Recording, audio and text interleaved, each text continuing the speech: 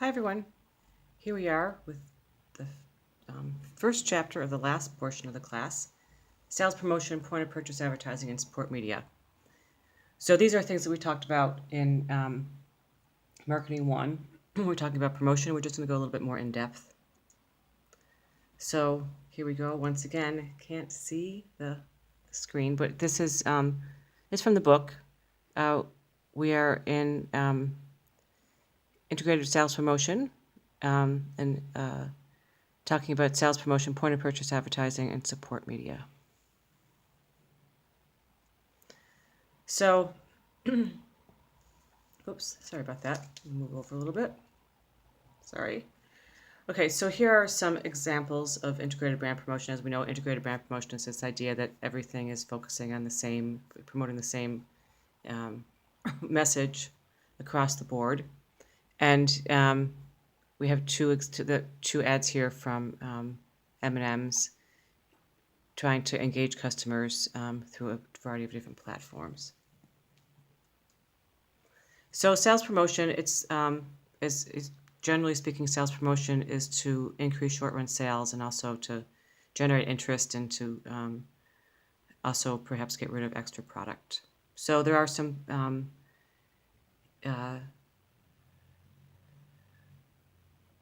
basic, as I said, basic goals that they're going after. Looking at incentives, trying to create the brand value. They use it for consumers, trade promotions, and also business buyers. So short-term increase, motivating trial use, encouraging larger purchases, and stimulating repeat purchases. So here's another one for Axe. You can see this. They offer consumers a chance to go into space. Leave a man, come back a hero. So creating the brand, the Axe brand.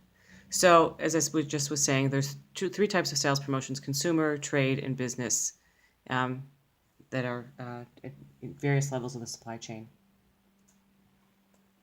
So why are sales promotions so important now? Because mostly that it's this idea that people respond to them. There's so much out there, which can lead to clutter. So they try to promote the brands more. And also retailers have a tremendous amount of power these days.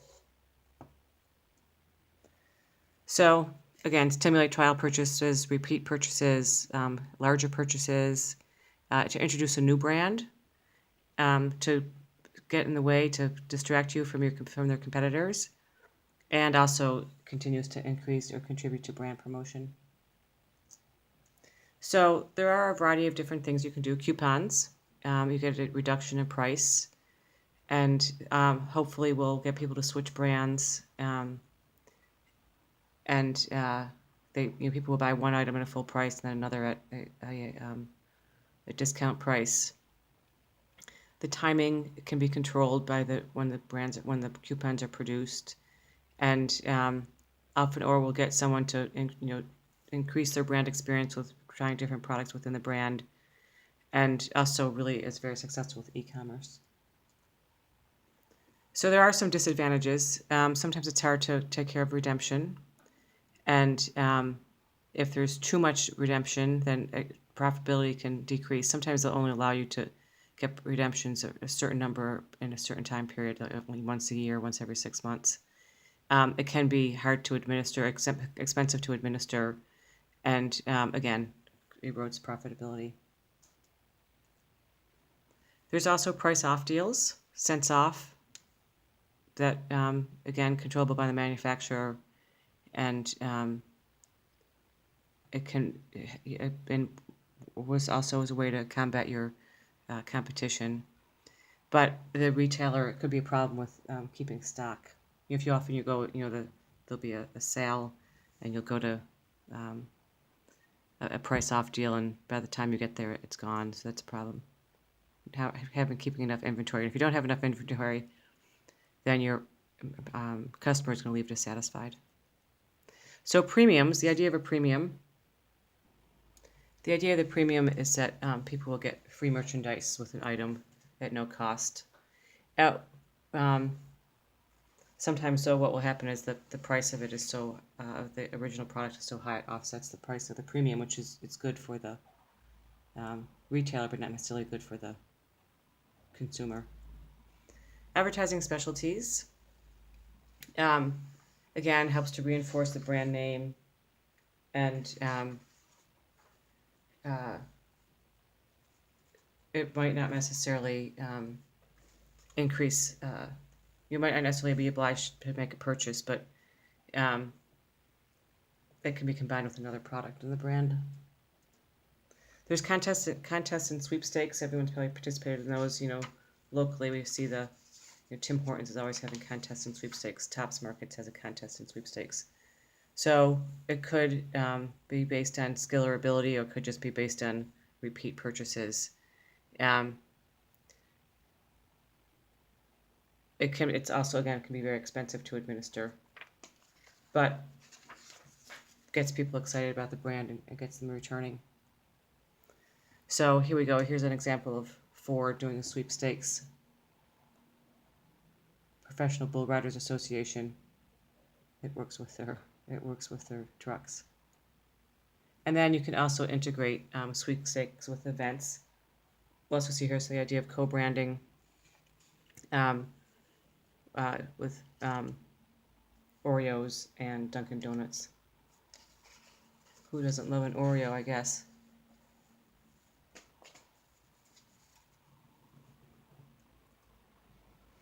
All right, so there are some limitations to sweepstakes. One, of course, there's often legal issues in terms of, because it could be considered a type of betting, and every state has different rules about that. And people are more focused on the game than they are on the brand themselves, which can be a problem. Hard to administer. If it goes awry, there can be a lot of negative publicity. That's a problem the short term and perhaps the long term. And they can be considered kind of cheesy. So depending upon the brand, you might not want to have a contest or a sweepstake. Okay, sampling and trial offers is a way to get people to try the brand for the first time. In-store sampling, so you'll go to the cosmetic counter, or you'll be at the grocery store and they're giving away free samples. That's a way to get people interested in your product. Okay, door-to-door sampling, its effectiveness really depends upon where you are and how receptive people are to door-to-door offers. So here we go, this Starbucks. Is it worth it for Starbucks to have sampling, in terms of cost and that kind of thing? And then sampling and subscriptions, which have become very popular. This idea that this is a Birchbox. You have a monthly subscription, and you get a variety of different new products every month to try, in the hope that you will come back and buy them again.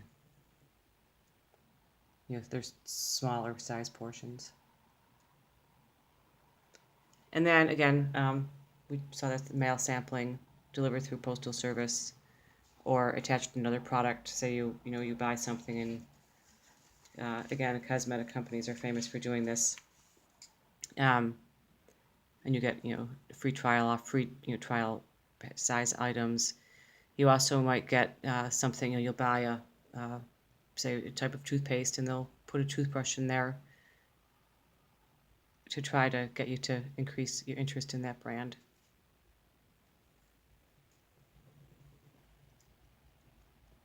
Okay, gift cards, so popular. Gift cards are certainly a great promotion. They're always very pretty, and people like to look at them, and they're special. They're specified for certain, they're seasonal. They'll have seasonal designs on them and that kind of thing that often will get people interested in going back to that store again. Any way for people to get their name out there.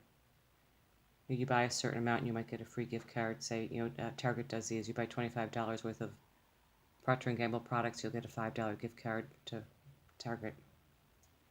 Then rebates or money-back offers. Again, very difficult to administer. People can overuse them.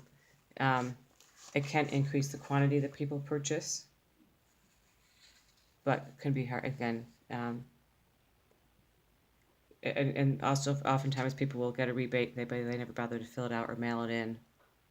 So that's good for the company.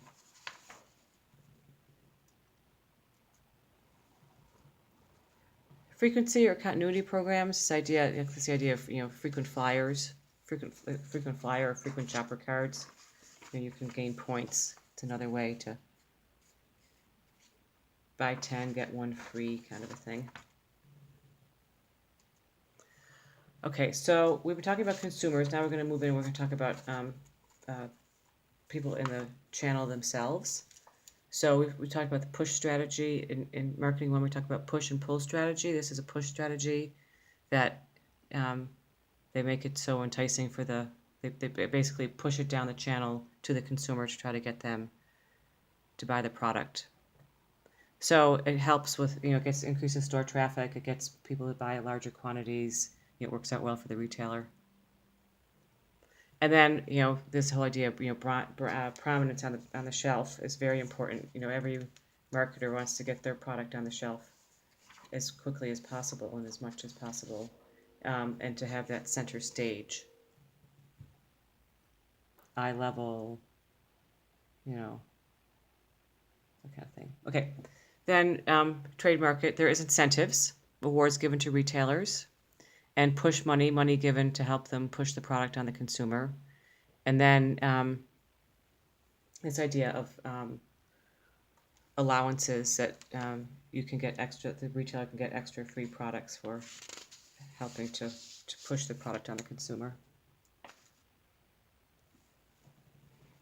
So you can have, they can come in a variety of different ways. This isn't super important, but this is the logistics of how they get paid back, slotting fees, or direct cash payments, bill back allowances that you get some kind of monetary incentive, and then also off invoice allowance.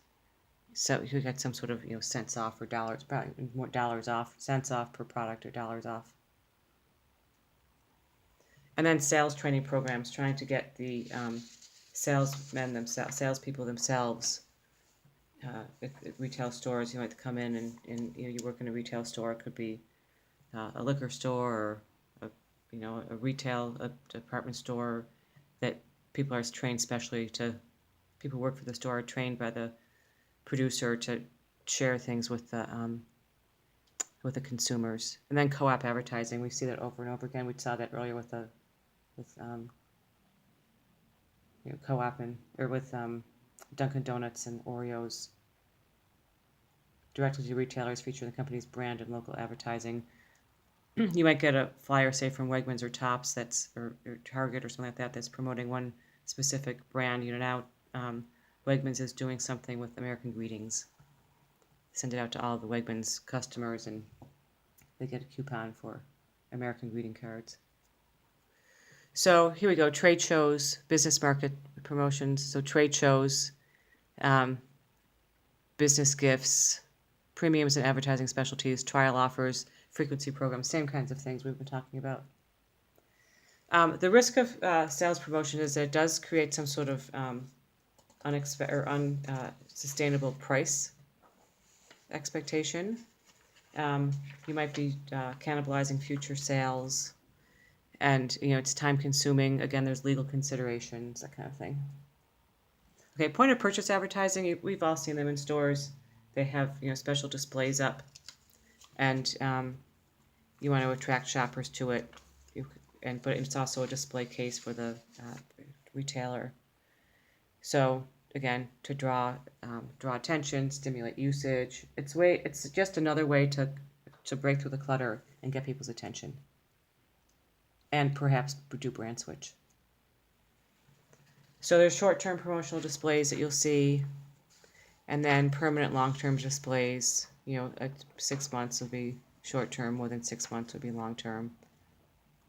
And it could be at a variety of different places, at the shelf, at the checkout, floor stands. It could be a banner up. Okay, so here we go. Here was the Glad kitchen bags, free sample inside. So people are getting these, idea of it's perceived but greater value. Okay, so again, types of point of purchase displays, you can read through them at the cash register, um, end of aisle displays, a dump bin, you see in them signs, motion displays, interactive displays, that kind of thing. We've all seen them. Cart advertising, an aisle directory. Next time you're in the grocery store, Walmart, take a look. Okay, and then there's point of purchase advertising. So it helps to encourage, because of incentives that are given to the retailer, to push one brand over another brand. And also it can really, pep up the look of the retail outlet as well, which people like. Okay, so support media helps to reinforce or supplement a message being delivered through doing some other type of media. We've talked about different media before. We talked about that in the previous section. So there's outdoor signage and billboards. It's certainly wide exposure. Depending upon how big it is, it can really attract a lot of attention. Billboards, buses, that kind of thing. It's around the clock. It never shuts down. And it can be something it can be very timely. But the thing is that the messages do have to be brief because people aren't going to spend a lot of time looking at them. Sometimes that it can be expensive, and environmentalists are very much against it. And environmentalism and green retailing and green marketing is a big trend that people are finding very important these days. There's transit advertising, again, good for repetitive messages. Again, large numbers. And depending upon what market you're going after, specifically a certain demographic, it can really help you. But again, you can't put a lot of information on them, and it may go unnoticed because people are busy walking or driving or paying attention to other things, or reading their book or wherever, depending upon where in the transit they are. So here we go. Here's the Nutmobile. Planters takes its Nutmobile around America, giving away samples and posting Instagram photos along the way to create enthusiasm. Where's the nut going? Right, where's the Nutmobile going to be? Then aerial advertising, airplanes, skywriting, cinema ads that run in movie theaters before the film, which I'm sure you've seen. Directory advertising. Again, it builds, supplemental awareness. There are not necessarily, there's many different directories you can use. It takes a long, because there's printing, it takes a long lead time and planning. It's not necessarily the most creative. It doesn't give you a lot of opportunity for creativity. And now that people really don't use directories as much, it's a little bit difficult. They're not as prevalent. Then here we go. Here's another example. Doritos partnered with EA Sports and its successful Madden video game. So it's kind of this idea of advertainment, combining the two. Okay, packaging is very important. There's a lot of big science to packaging. People get their degrees in packaging. So it'd be the container, the wrapping for the product itself. It creates brand awareness. It can attract attention. It has create a perception of value, particularly when the packaging is used. It can be used for usage. Think about laundry soap, that kind of thing. And if it's the more clever and creative and appealing it is, it can really change people's image of the brand. So again, communicates value, communicates image and quality, and packaging is one of those things that it really can't be overlooked and is so important. You'll see it on high-end brands in terms of clothing and shoes and that kind of thing. It's very elaborate packaging and really adds to the value of the product, the perceived value of the product as well. Okay, that's it for chapter 15. We'll see you back here for 16.